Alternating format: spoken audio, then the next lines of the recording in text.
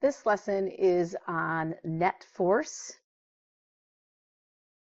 Before we get into net force, though, I want to take a minute and just talk about the difference between mass and weight.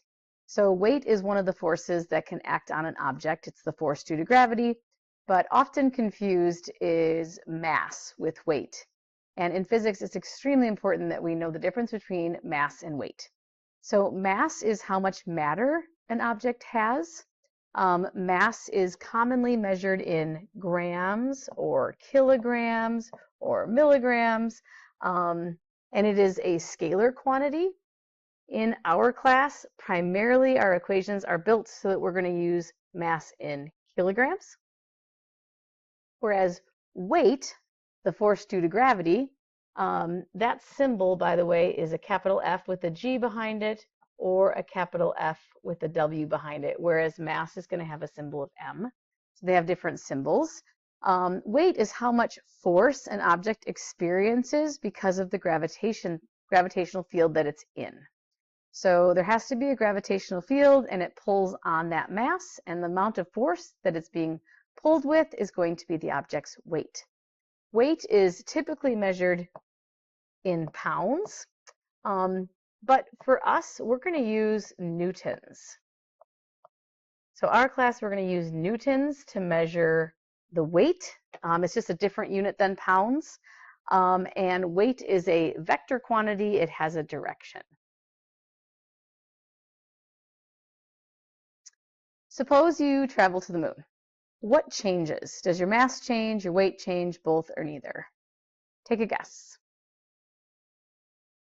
Well, when you go to the moon, do you lose or gain matter? And the answer is no.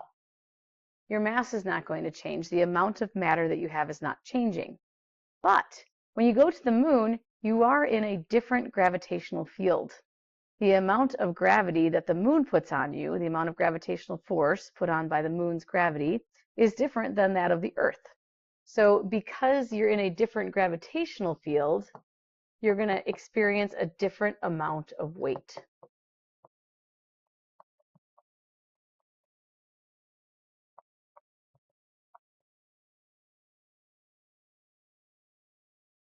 So let's draw a free body diagram of a person standing on the Earth and one that's standing on the moon.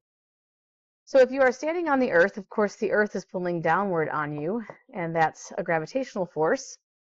And you're standing, so the Earth itself is putting a normal force up on you.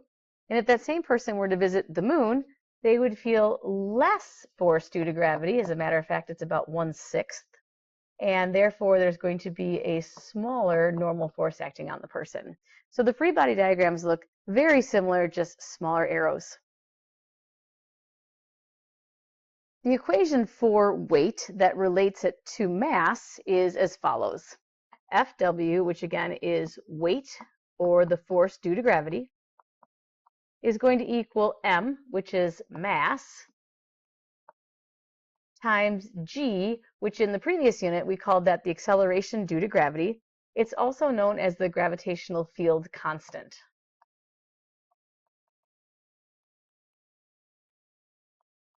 Or the gravitational field strength.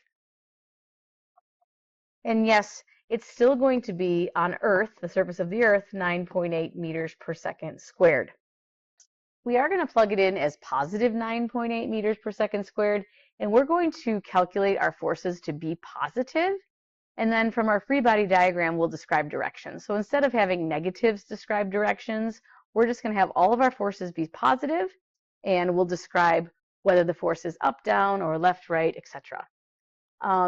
As far as units are concerned, if you were to measure mass in kilograms and the acceleration due to gravity, also known as the gravitational field strength, in meters per second squared, then the derived unit of weight is kilograms times meters per second squared.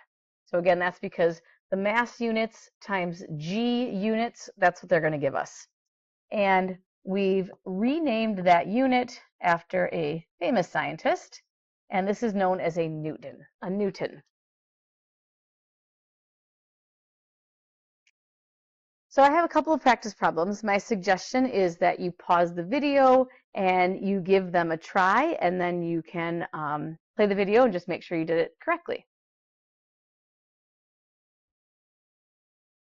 So the first problem, I defined my variables. I have 105 grams, g being that we're near the Earth, 9.8 meters per second squared, and I'm supposed to solve for weight. So the first thing that I'm noticing is that the mass was given to me in grams. And so what I want to do is I want to multiply it by a conversion factor so that I can convert it to kilograms.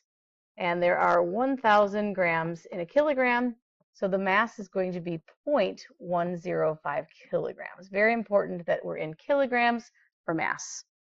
And then my next step is to look at the equation, FW equals mg, and plug it in. And so I'm going to take 0.105 kilograms times 9.8 meters per second squared. And I get the mass, or I get the weight of that cell phone to be 1.029 newtons.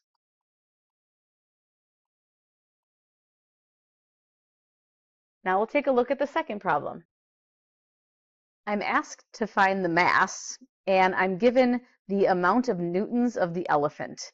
And while it doesn't tell you that that's the weight, think about if I were to say I have a 90-pound dog. You would go, oh, that's the weight of the dog. Well, I have a 27,000 Newton elephant, so that's the weight of the elephant. And then, of course, being on Earth, g is 9.8 meters per second squared. So we have not rearranged the equation yet. It's a pretty easy one to rearrange. If I want to get m by itself, what I'm going to do is I'm just going to divide each side by g. And so mass is always going to equal the weight divided by g. So 27,000 newtons divided by 9.8 meters per second squared, and that'll give me 2,755. And what are the units going to be? Well, looking at the units on the problem, it's newtons over meters per second squared. But remember, a newton is a name, we renamed it from a derived unit of kilograms meters per second squared. And so what's happening is the meters per second squared are canceling, and we're left with 2,755 kilograms.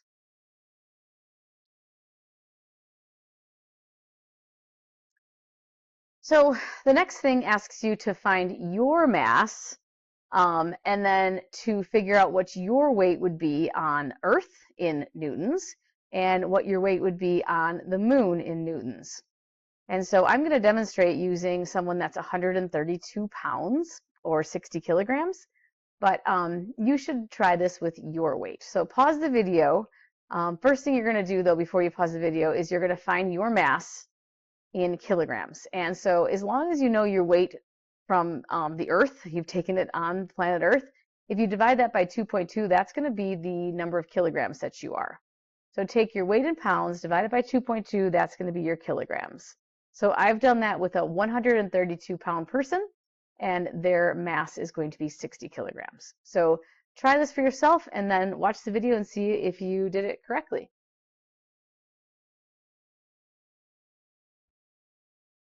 Okay, so the mass of my hypothetical person, 60 kilograms, and you're going to use your mass in kilograms. Again, this is a 132-pound person. We're on planet Earth, so I'll use 9.8. And so I'm just going to take the 60 kilograms times 9.8. And now I'll see how much this person is in newtons, and they're 588. So we're going to have to start thinking about approximate values of newtons. And so this is a 132-pound person is 588 newtons on Earth. How about that person on the moon? So as we discussed earlier, the mass is the same, but now the gravitational field strength is different, and it's provided to you that it's 1.67 meters per second squared. So on the moon, this person would have a weight of approximately 100.2 newtons. All right, The next piece to this lesson is the net force. So the net force is the overall force acting on an object. And one of the things you'll hear me say is which side is winning and by how much. So when I gave you a list of all the forces, I didn't have net force as one of them. It's not a type of force. It's more of a special force. It's not something you'll put on a free body diagram. It's a calculated force as a result of the free body diagram. The net force is going to give you the overall force after combining all the forces together. That net force can be 0, but it also can be a number. And if it's a number, it also has to have a direction because it is a vector. So the best way to do this is just to give it a try. Here's a very simple free body diagram of a bunch of forces acting on an object.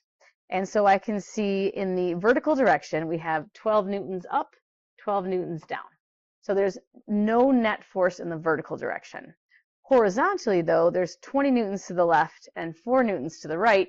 So the left is winning by 16 newtons. So what I would say is that the net force is 16 newtons to the left.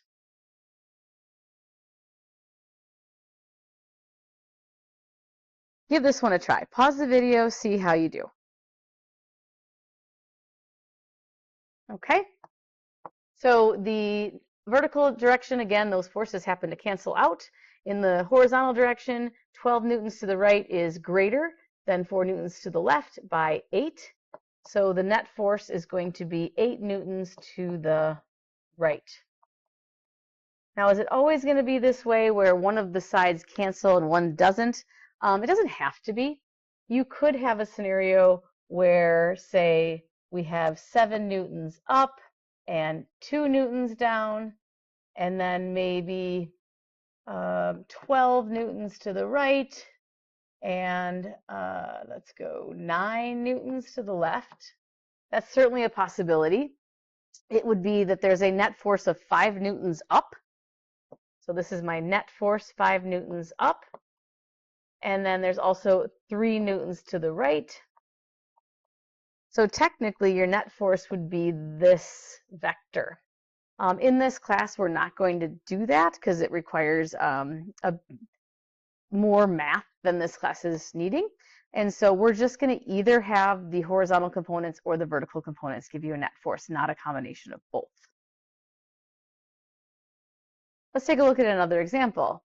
It says a 50 Newton box. So a 50 Newton box, that's describing its weight, is being pushed to the right with a force of 20 newtons. If there's a 5 Newton frictional force, what is the net force? So whenever there's more than one force involved, you always have to draw a free body diagram. So pause the video, draw a free body diagram. So I drew the 3 forces that were listed: the weight, the applied force, and the frictional force. But there's something that I didn't draw, and that is anything pointing up. If this box is being pushed to the right, it's likely on the floor. And so what I haven't included is the normal force. And there is going to be a normal force in this problem, even though it's not listed.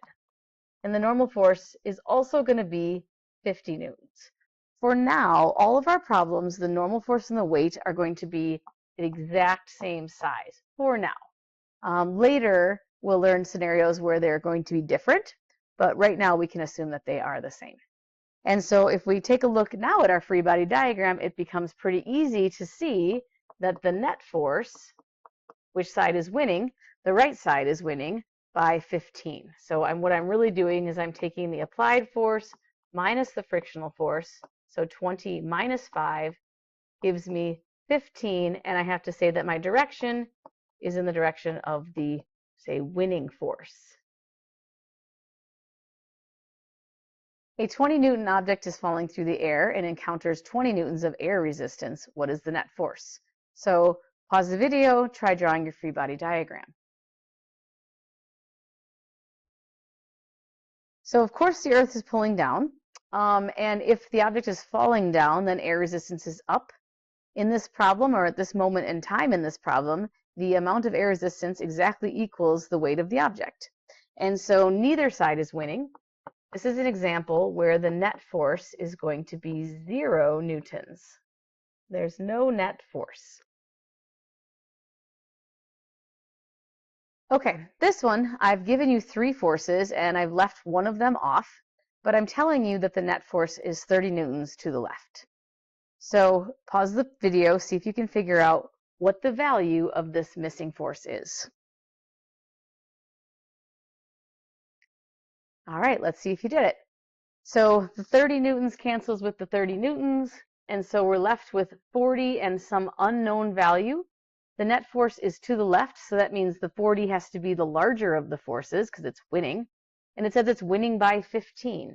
So that means that unknown force is going to be 25 newtons. That allows the 40 newtons to be bigger than the 25 newtons by 15 newtons.